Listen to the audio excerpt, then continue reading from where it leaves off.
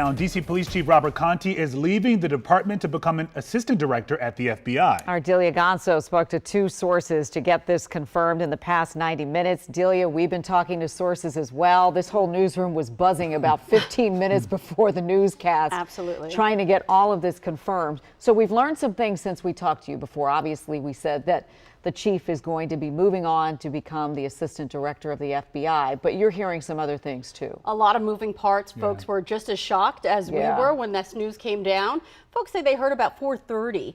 We know that the mayor met with Chief Contee at the Wilson building around 5 o'clock, an hour ago. And about 15 minutes ago, we received an official statement from Mayor Muriel Bowser. It reads in part, "On behalf of our city, I want to congratulate Chief Contee on his retirement and thank him for his service to DC, for leading MPD with passion and purpose." Chief Contee is a DC native. He was sworn in as acting chief on January 2nd, 2021.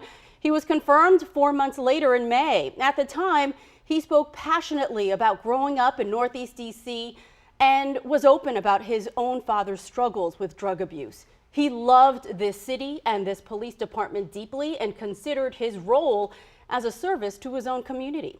Contee first joined the police department as a cadet in 1989 and rose through the ranks.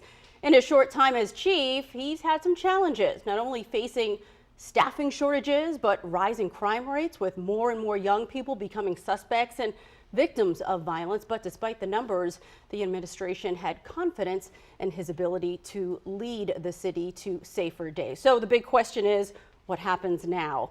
Everyone wants to take a deep breath first and then figure out what is next. So while we expect to hear more tomorrow about the timeline and who will take over when the chief does eventually move on, we do know that the executive assistant chief of police is Ashan Benedict, and he joined MPD from ATF just last year. Okay, a lot of options there. And I know they were, again, expecting to make this announcement tomorrow, so we are expecting to learn who the interim chief will be and the eventual chief. Are you hearing some names?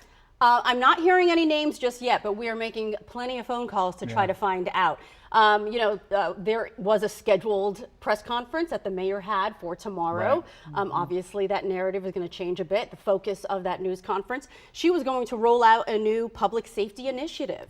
And so that shows you that she was, in some ways, blindsided by this announcement and really had full confidence in her chief and was rolling out another initiative to help keep our streets safe. Yeah, it's been difficult. And she appears to still be supportive of this chief, even to the very end. This was a very supportive statement for Chief Contee, who we all know and have heard from many folks in the police department before today how well liked he was. He rose through the ranks. Remember, he became a cadet at age 17 in high school and really began his journey of policing there. So he spent most of his adult life serving in some capacity within the DC Police Department, which, you don't hear about that quite as much these days. Someone who spends more than 30 years anywhere, right, making any kind of contribution. So this had to be a bit of a tough decision for him as well, as someone who loves this city,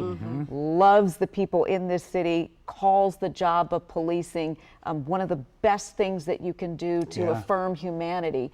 So this obviously could not have been a decision that he took lightly as well. And you got to maintain that confidence with the public as well. You know, you can have someone who's so well liked within the department, a DC native, someone in the community, but once you see these violent crime rates going up each and every year, you have to wonder what's next and what can be done. Well, and certainly I think when initially folks heard the news, that was your first thought, right? We have rising crime rates. Congress has been really breathing down the neck of DC, and so is this in response? Absolutely not. As I said, the administration still had confidence in his ability, and I was looking for the full statement from the mayor.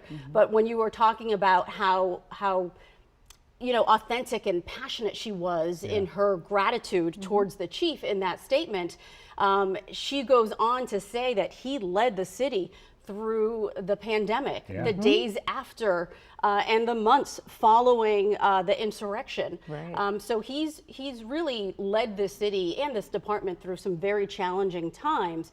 She ends it with a quote that he likes, which says, "Excellence is transferable." So that is to say that he is leaving the department and the city in good hands. And we have a reference for that because the city lost 2 of its deputy mayors as of late, and their departure notices, their goodbyes were essentially 2-3 sentences. Yeah, they if were that. not as long as this one Yeah. for sure. Yeah. Certainly not as glowing as the one for the chief. One was even a footnote.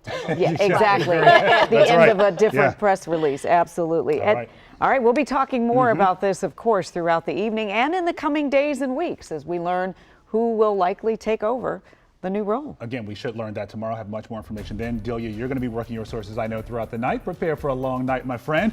To get breaking updates sent to your phone, download the free WUSA9 app or stream us for free on WUSA9 Plus. It's available, by the way, for Roku and Fire TV.